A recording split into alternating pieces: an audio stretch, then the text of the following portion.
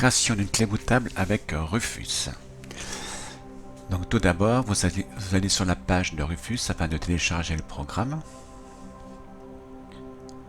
Donc ça c'est une version, soit une version normale, soit une version portable. Donc celle-ci c'est la version portable.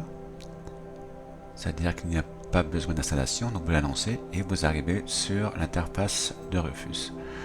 Donc votre clé bien sûr est déjà présente dans le lecteur USB. Ensuite vous allez chercher votre fichier ISO que vous voulez mettre sur la clé. Donc là c'est un Windows IO. Partition soit JGPT ou MBR, mais c'est un Windows 10, donc on va le laisser en GPT et en UEFI. Donc là on récupère le nom du volume. Le système de fichiers c'est du NTFS et donc on peut faire démarrer. Donc bien sûr un petit message d'avertissement qui vous prévient que toutes les données seront effacées. Donc sur là on fait OK et l'installation commence.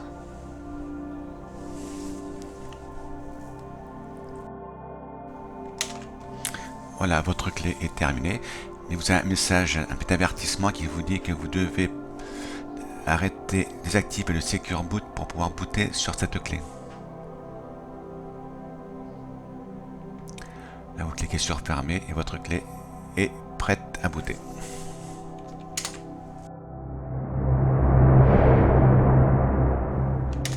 Alors maintenant, préparation d'une clé bootable avec EasyToBoot. Donc vous téléchargez EasyToBoot sur le site.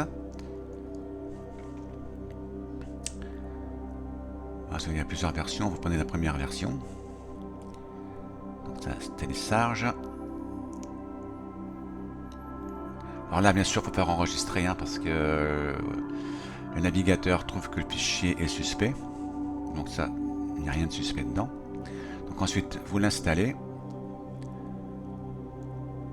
Pareil, Windows trouve qu'il y a un problème, donc il faut faire exécuter quand même et vous l'installez.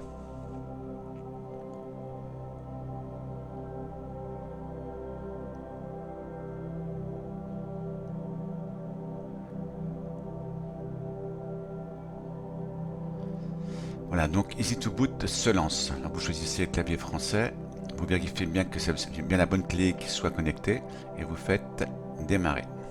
Make EasyToBoot Drive. Donc c'est un petit message au début, vous faites OK et la préparation de la clé commence.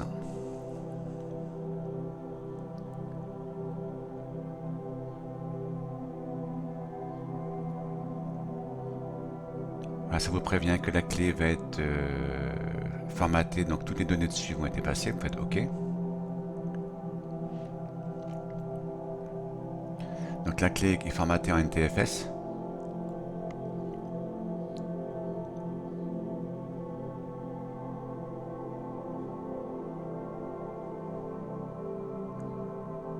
Et en fin de compte, cette sortie, il y a deux partitions. La première est en NTFS, la partition 2 en FAT32.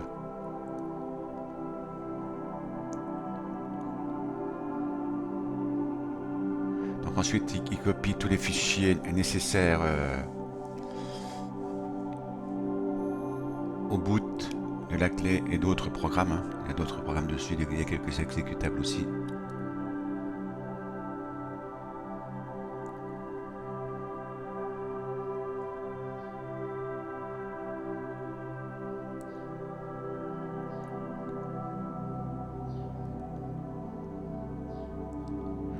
Après il faut répondre yes à la question.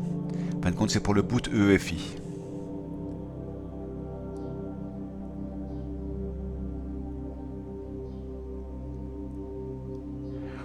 Donc là, cette version d'EasyToBoot est assez récente parce qu'avant il n'y avait pas cette partie-là.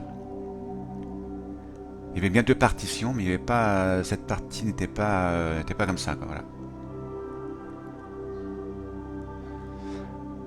Après un petit message, vous voyez au milieu à UEFI, pour boot un UEFI, vous devez premièrement convertir vos ISO en IMGPTN file.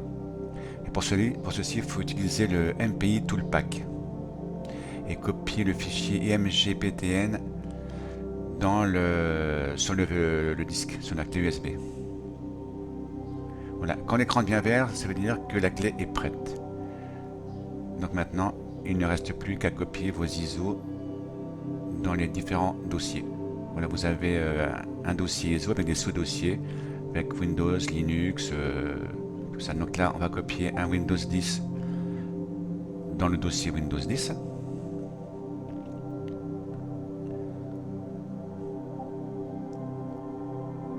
Voilà. On copie notre fichier ISO.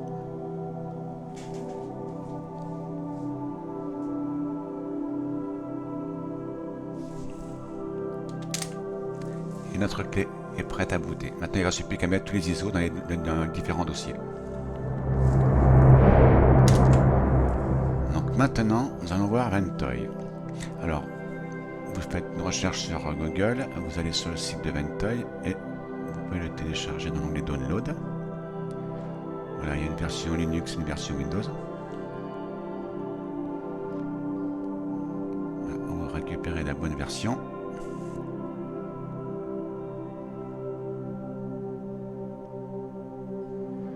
Ensuite, vous la décompressez et vous installez.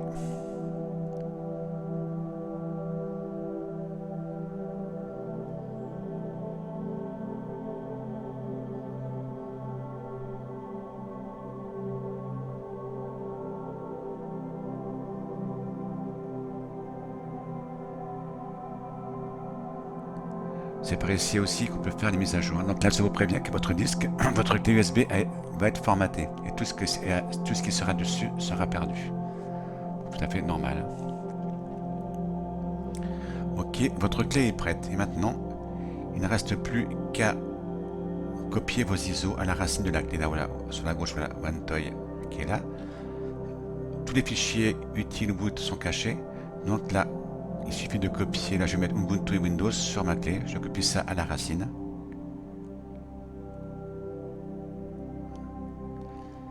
Et donc là vous mettez autant d'ISO que vous voulez à la racine et quand vous bootez sur votre clé, tous les ISO apparaissent tout de suite et vous n'avez plus qu'à choisir l'ISO que vous voulez. Voilà, votre clé est prête. Et prêt à booter.